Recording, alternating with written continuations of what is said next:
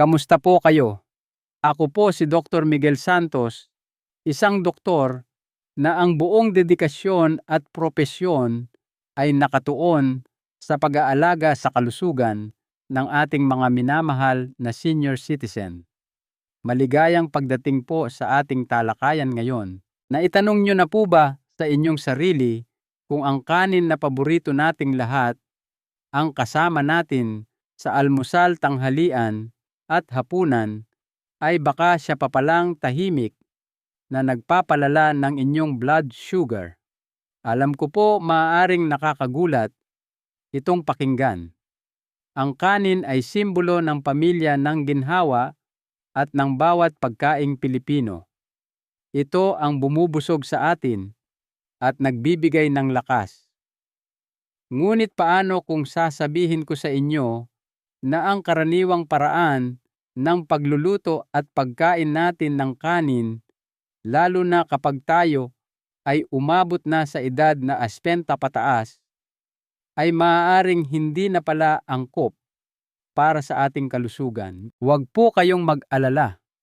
Ang layunin ko po ngayon ay hindi para manakot o magbigay ng pangamba.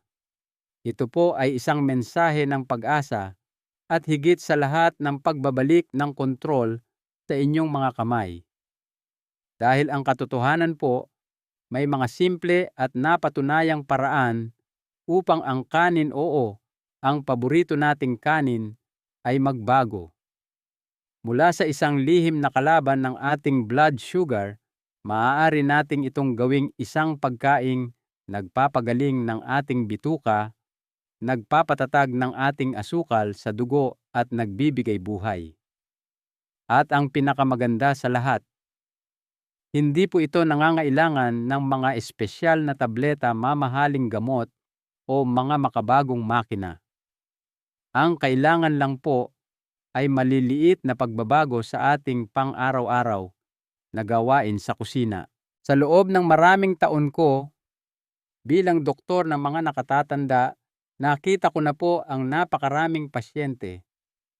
Sila po ay masunurin sa pag-inom ng kanilang mga gamot. Sinusunod nila ang lahat ng payo ng kanilang mga doktor, ngunit sa kabila nito, marami pa rin ang nahihirapan sa patuloy na pagtaas ng kanilang blood sugar, sa timbang na hindi bumababa at sa mga problema sa panunaw. Dito ko po napagtanto na madalas ang mga pinakasimple at pangunahing bagay na nasa harapan na natin ay siya pa nating nakakaligtaan, tulad na lamang ng paraan kung paano natin inihahanda ang ating kanin. Kaya naman ngayon, ibabahagi ko po sa inyo ang 5 simpleng rice hacks o sikreto sa kanin na maaaring magdulot ng malaking pagbabago sa inyong kalusugan. Ang mga ito ay madaling gawin, suportado ng siyensya, at higit sa lahat, akmang-akma sa mga pagkaing niluluto at kinakain na ninyo. Bago po tayo magsimula, hayaan ninyo akong magtanong. Kayo po ba o ang inyong mahal sa buhay ay kumakain ng kanin halos araw-araw? Naranasan nyo na po bang makaramdam ng paglaki ng tiyan, pagkakaroon ng kabag o biglaang pagkapagod pagkatapos kumain at inisip na lang na ito ay dahil lang sa edad? Ibahagi nyo naman po ang inyong kwento sa comment section sa ibaba. Gusto ko pong marinig ang inyong mga karanasan. At kung nais nyo po ng mas marami pang malinaw at praktikal na payong tulad nito, mangyari po lamang na pindutin ang subscribe button at sumali sa ating lumalaking komunidad na nagtutulungan para sa kalusugan. Sige po, simulan na natin at tuklasin ang pinakaunang sikreto ng kanin. Isang paraan na kayang baguhin kung paano tinatanggap ng inyong katawan ang sustansya sa pamamagitan lamang ng kaunting dagdag na oras. Unang sikreto, Ang simpleng kapangyarihan ng pagbabad ng bigas. Isang bagay na napakasimple, ngunit may malaking epekto ang pagbabad ng inyong bigas bago ito isaing. Opo, tama po ang inyong narinig. Itong pang-araw-araw na gawi na madalas nating nilalaktawan dahil sa pagmamadali ay may kakayahang baguhin ang reaksyon ng ating katawan sa bawat subo ng kanin. Alam ko po kung ano ang maaaring tumatakbo sa isip ninyo ngayon. Doktor, buong buhay ko nang hinuhugasan at isinasaing ang bigas ng direkta. Wala namang problema. Bakit ko pa babaguhin ang isang bagay na hindi naman sira? Ngunit narito po ang nakakagulat na katotohanan. Ang bigas na hindi ibinabad, lalo na ang puti o brown rice, ay maaaring humahadlang sa ating katawan na makuha ang mga sustansyang pinakakailangan natin habang tayo ay nagkakaedad. Makikita po ninyo, ang bigas ay naglalaman ng isang compound na tinatawag na phytic acid. Ito po ay natural na matatagpuan sa balat ng butil. Bagamat ito'y natural, ito po ay kumikilos na parang isang magnanakaw sa loob ng ating digestive system. Ang phytic acid ay kumakapit sa mga mahahalagang mineral tulad ng calcium para sa buto, zinc para sa immunity at iron para sa lakas. Kapag kumapit ito, nagiging mahirap para sa ating katawan na sipsipin at pakinabangan ang mga mineral na ito. Para sa ating mga senior na maaaring mayroon ng pagnipis ng buto, osteoporosis, madaling mapagod, fatigue o mahinang resistensya, ang epektong ito ay mas malaki kaysa sa ating inaakala. Ngayon, narito po ang magandang balita. Ang simpleng pagbabad ng bigas, isang gawi na marahil ay ginagawa pa ng ating mga magulang o mga lolo't lola noon, ay nakakabawas ng phytic acid. Sa pagbababad, nabubuksan natin ang daan para mas marami sa mga importanteng sustansya ang makuha ng ating katawan. At may isa pa pong malaking benepisyo, ginagawa nitong mas madaling tunawin ang kanin. Marami sa mga nakatatandang pasyente ko ang nagkukwento tungkol sa kabaghirap sa pagdumi o pakiramdam na laging heavy o punong-puno ang tiyan pagkatapos kumain. Ngunit nang sinimulan nilang ibabad ang kanilang bigas, napansin nilang mas gumaan ang kanilang pakiramdam, mas naging maayos ang kanilang panunaw, at naging mas komportable sila pagkatapos ng bawat kainan. Kaya paano po ba ito gawin ng tama? Pagkatapos ninyong hugasan ng maigi ang bigas sa ilalim ng malinis na tubig, hayaan po ninyo itong nakababad sa maligamgam na tubig sa loob ng 30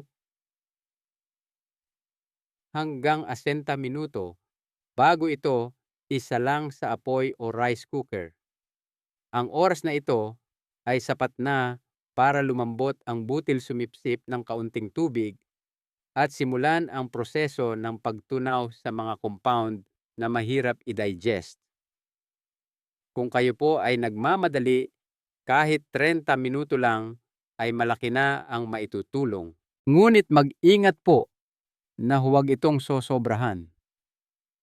Huwag niyo pong ibababad ang bigas ng higit sa 3 oras, lalo na kung mainit ang panahon. Ito po ay dahil maaaring pamugaran ito ng bakterya na siyang magiging sanhi ng mabilis na pagkasira o pagpanis ng kanin.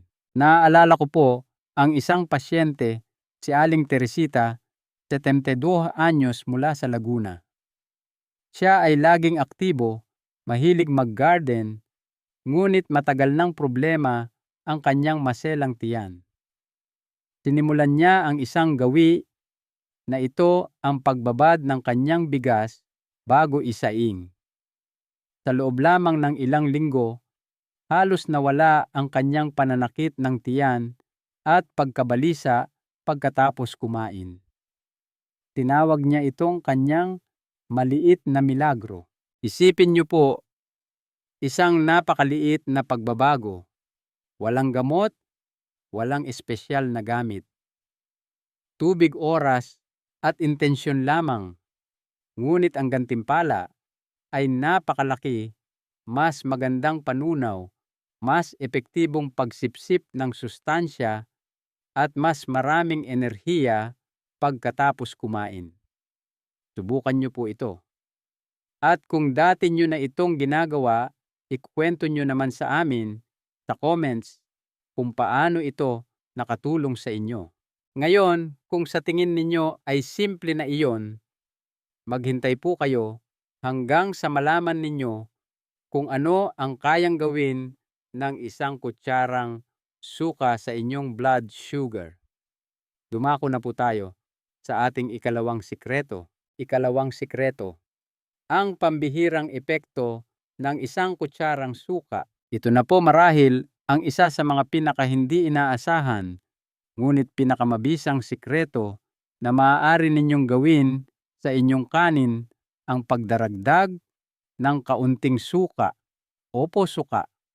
Alam ko pong medyo kakaiba pakinggan sa simula.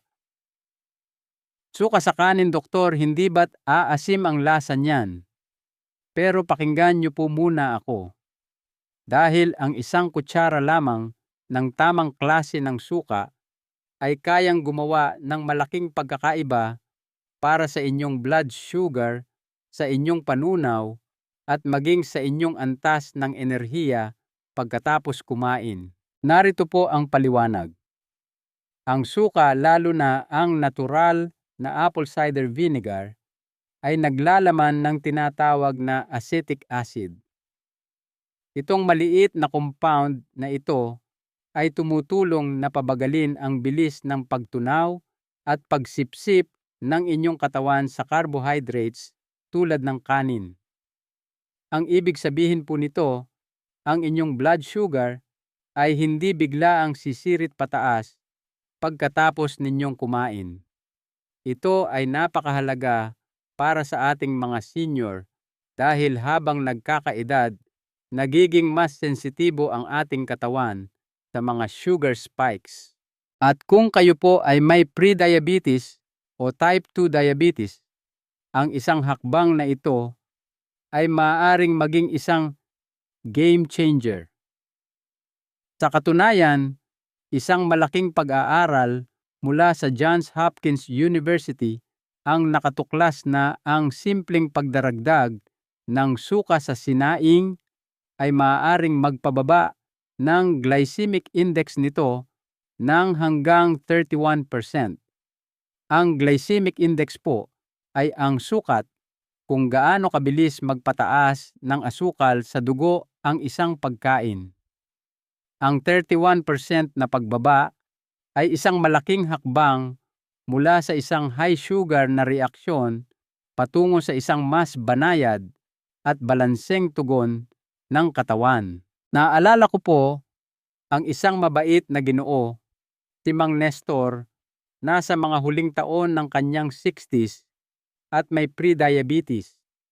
Siya ay laging dismayado at pagod na sa pakiramdam na laging matamlay at mabigat ang katawan pagkatapos kumain. Sinimulan niyang magdagdag ng 1 kutsara lamang ng natural fermented na suka sa tubig kapag nagsasaing siya ng kanin. Sa loob ng ilang buwan, naging mas stable ang kanyang fasting blood sugar at ang sabi niya mas gumaan ang kanyang pakiramdam, mas naging malinaw ang kanyang isip, at mas naramdaman niyang kontrolado niya ang kanyang kalusugan. Kaya paano po ito gawin sa bahay? Napakasimple lang po. Kapag naglalagay na kayo ng tubig sa inyong rice cooker o kaldero, magdagdag lamang po ng 1 kutsara tablespoon ng natural fermented na suka tulad ng apple cider vinegar. Iyon lang po. Haluin ng bahagya at isalang na. At huwag po kayong mag-alala, hindi po aasim ang inyong kanin, pangako po. Sa katunayan, maraming nagsasabi na nagiging mas malinis at mas fresh pangaraw ang lasa nito. Isang mahalagang paalala, siguraduhin po na ang suka ay natural at dumaan sa proseso ng fermentation. Iwasan po ang mga synthetic o puting suka na may matapang na amoy at lasa o yung mga may artipisyal na pampalasa. Ang mga synthetic na suka ay hindi nagbibigay ng parehong benepisyo at maaaring makairita pa sa inyong tiyan kung kayo ay sensitibo. Kung kayo po ay may partikular na maselang tiyan o unang beses pa lang susubukan ito, magsimula po muna sa kalahating kutsara at obserbahan kung ano ang magiging pakiramdam ninyo. Ang tip na ito ay napakadaling gawin, ngunit ang epekto nito ay maaaring maging malalim at pangmatagalan. At ang pinakamagandang parte, hindi ito gamot, hindi ito pagbabawal. Ito ay simpleng pagtulong sa inyong katawan sa isang natural na paraan. At ngayon, dumako naman tayo sa isang bagay na kasing gulat din nito. Kung paano ang oatmeal kapag isinama sa kanin sa tamang sukat ay maaaring gumawa ng kabutihan para sa inyong puso at blood sugar. Huwag ninyong palampasin ang susunod na tip. Ikatlong sikreto, ang golden ratio ng kanin at kaunting oatmeal. Narito po ang isang matalinong sikreto na marahil ay hindi pa naririnig ng karamihan: ang paghahalo ng kaunting oatmeal sa inyong isinasaing na bigas. Opo, oatmeal. Marahil ay alam na ninyo na ito ay mabuti para sa puso sa pagpapababa ng kolesterol at sa panunaw. Ngunit ang tunay na interesante ay kung paano ang maliit na halaga nito na inihalo sa inyong kanin ay maaaring lubos na mapabuti ang paraan ng pagproseso ng asukal ng inyong katawan at makatulong pa na linisin ang inyong mga daluyan ng dugo sa paglipas ng panahon. Hayaan niyo po akong magpaliwanag. Ang oatmeal ay mayaman sa isang uri ng soluble fiber na tinatawag na beta-glucan. Kapag kinain ninyo ito, ang beta-glucan ay kumikilos na parang isang malambot at banayad na espongha sa loob ng inyong sistema.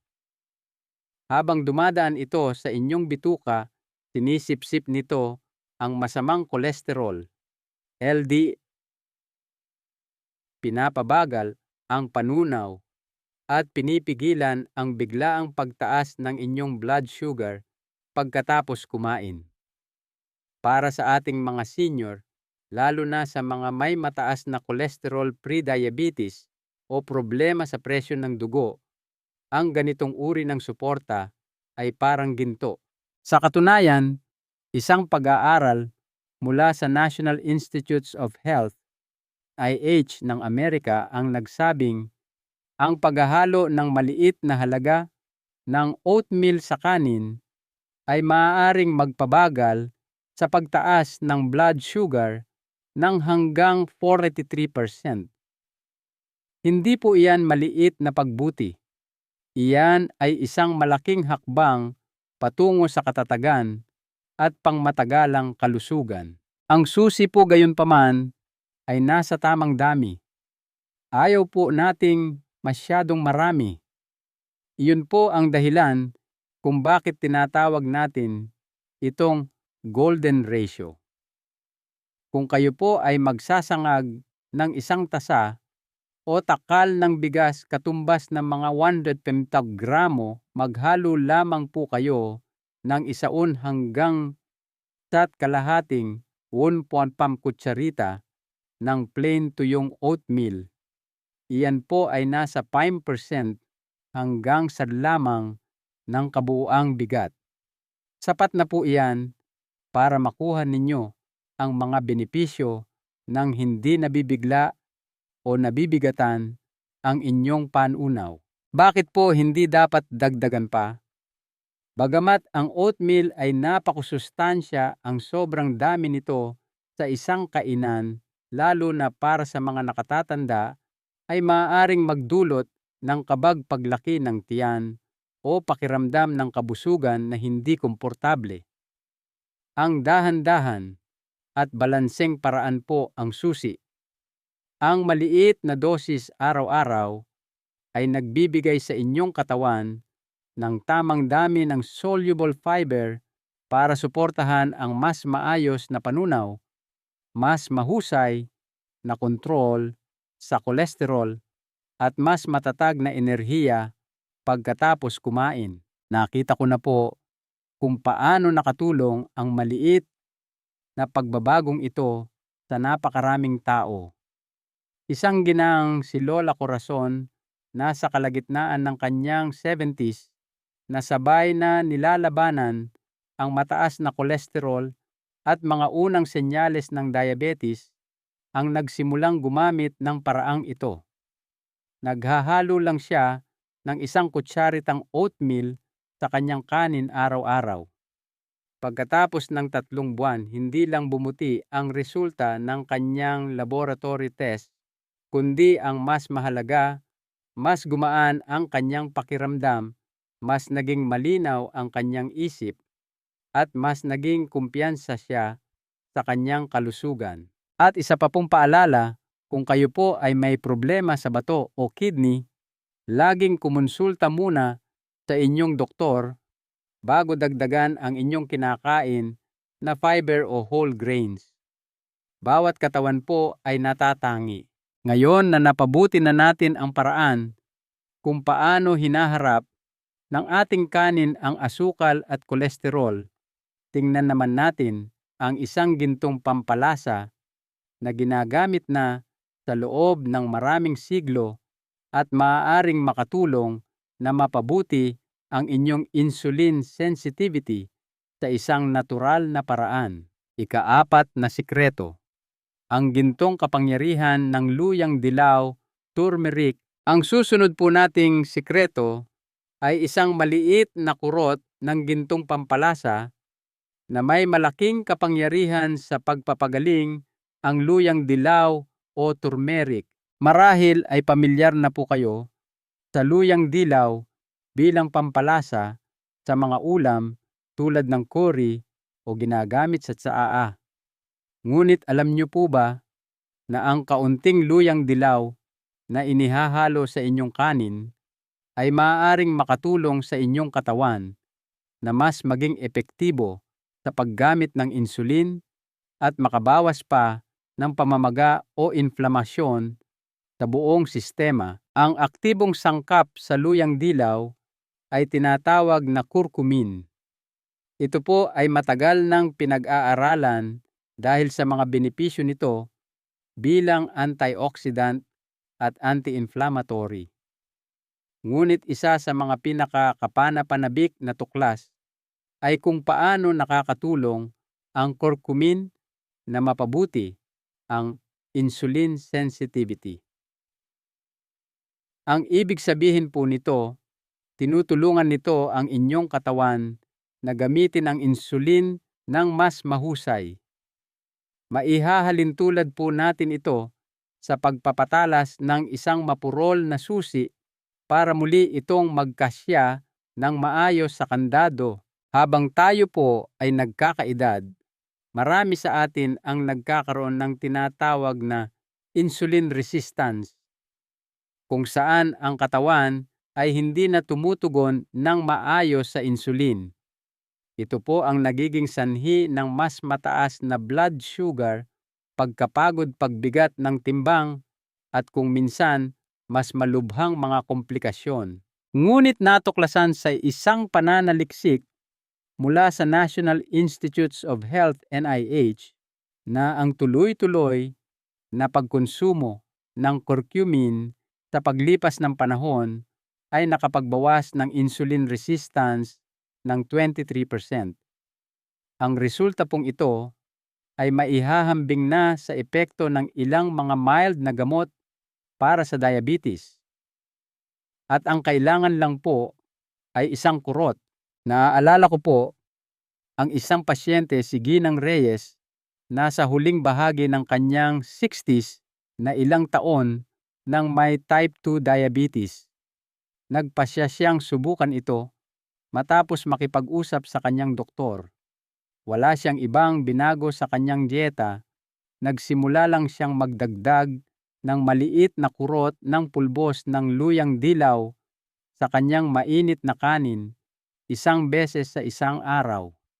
Pagkalipas ng ilang buwan, naging mas stable ang kanyang mga blood sugar readings at sa gabay ng kanyang doktor, nabawasan pa ang dosis ng kanyang gamot. Ang ngiti niya po ang nagsabi ng lahat. Para gawin ito sa bahay, napakasimple lang po. Pagkatapos maluto ang inyong kanin at habang ito ay mainit pa, magbudbod lamang po ng 1 hanggang 2 maliliit na kurot ng purong pulbos ng luyang dilaw at haluin ito ng dahan-dahan. Iyon lang po. Ang init ng kanin ay nakakatulong na ilabas ang natural na langis at aroma ng luyang dilaw at ang lasa nito ay bumabagay ng husto sa simpleng kanin. Magsimula po sa maliit na dami, lalo na kung hindi pa kayo sanay sa lasa. Maaari nyo itong dagdagan ng paunti-unti habang nasasanay ang inyong panlasa. Siguraduhin lang po na purong pulbos ng luyang dilaw ang inyong gagamitin, hindi po curry powder. Ang curry powder ay karaniwang may luyang dilaw, ngunit may kasama rin itong asin at iba pang pampalasa na maaaring hindi magbigay ng parehong benepisyo at baka makasama pa sa tiyan kung mapaparami. Gayun din, kung kayo po ay may problema sa gallbladder abdo o umiinom ng ilang partikular na gamot tulad ng blood thinners, magtanong po muna sa inyong doktor bago regular na magdagdag ng luyang dilaw sa inyong pagkain para lamang po makasiguro. Ito po ay isang maliit at makulay na gawi na may banayad ngunit mabisang epekto. Isang gawi na nag-uugnay sa inyo sa daan-daang taon ng karunungan sa natural na pagpapagaling. At ngayon, habang papalapit tayo sa ating huling sikreto, maghanda po kayo para sa isang bagay na mas nakakagulat. Isang paraan na hindi nangangailangan ng anumang idadagdag. Ito po ay tungkol lamang sa kung paano ninyo pinalalamig at iniinit muli ang inyong kanin para buksan ang mas malalim pang benepisyo para sa kalusugan ng inyong bituka. Ika-5 sikreto, ang mahika ng pinalamig at muling ininit na kanin. Ito na po ang isa sa mga pinaka-nakakagulat, ngunit hindi kapani-paniwalang epektibong gawi sa kanin, ang pagpapalamig at muling pag-init nito. Opo, iyon na po iyon. Walang espesyal na sangkap, walang supplement. Hahayaan lang ninyong lumamig ang kanin pagkatapos itong maluto at pagkatapos ay dahan-dahan itong iinitin muli bago kainin. Simple, hindi po ba? Ngunit ang siyensya sa likod nito ay kahanga-hanga. Narito po ang nangyayari. Kapag nagluto po kayo ng kanin at hinayaan itong lumamig, ang starch o gawgaw sa loob nito ay nagbabago ng anyo. Ito ay nagiging isang bagay na tinatawag na resistant starch. Di tulad ng regular na starch na mabilis matunaw at maging asukal sa ating dugo, ang resistant starch ay lumalaban sa panunaw.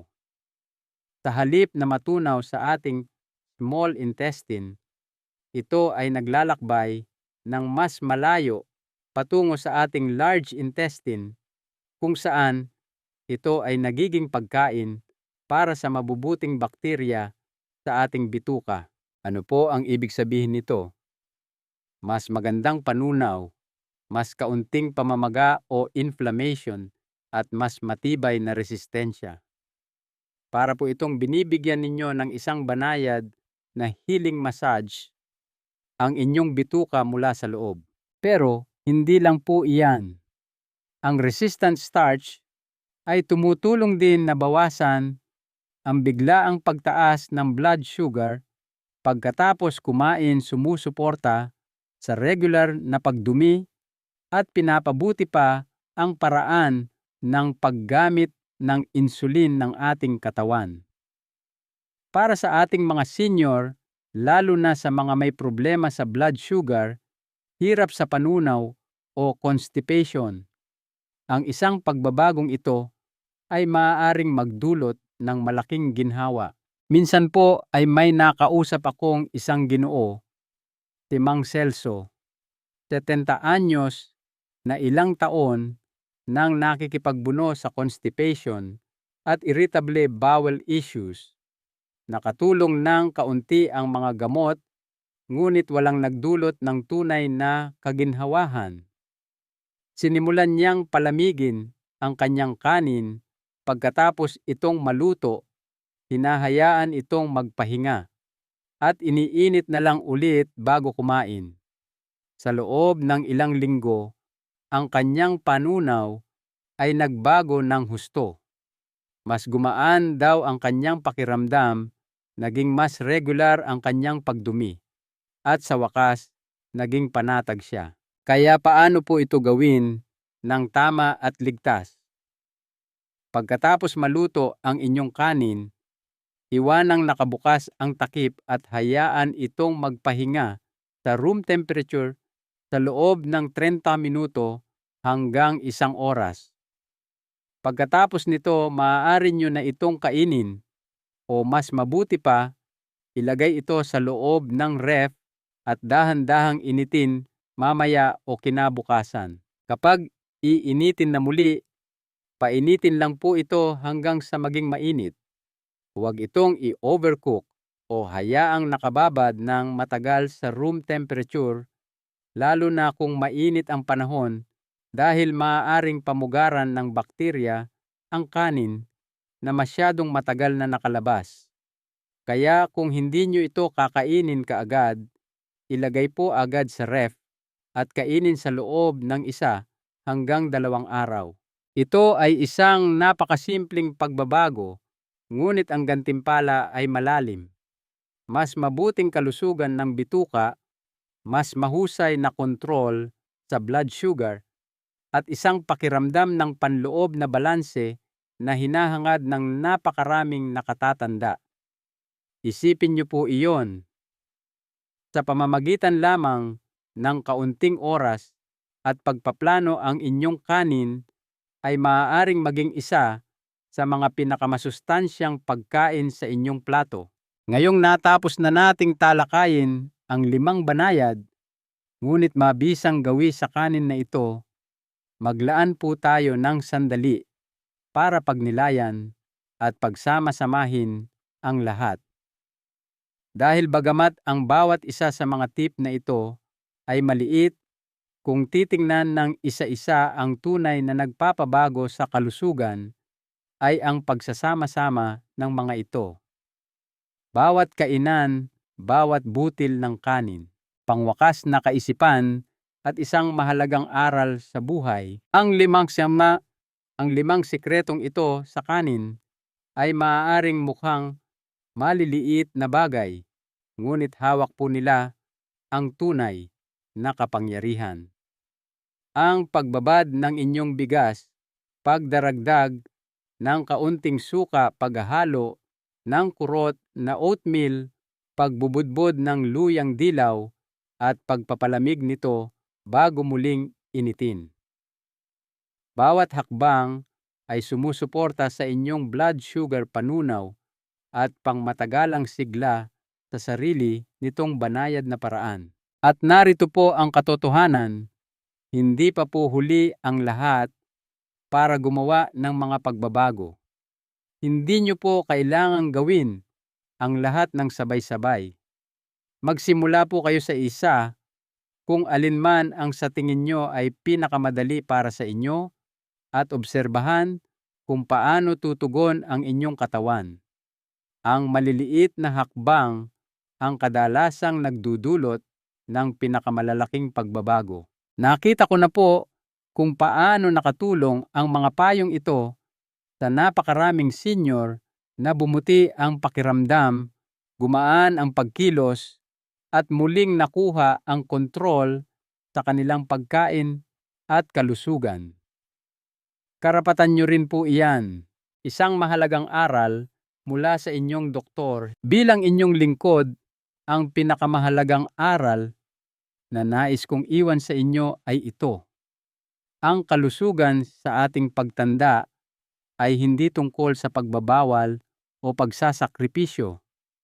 Ito ay tungkol sa empowerment o pagbibigay kapangyarihan sa ating sarili.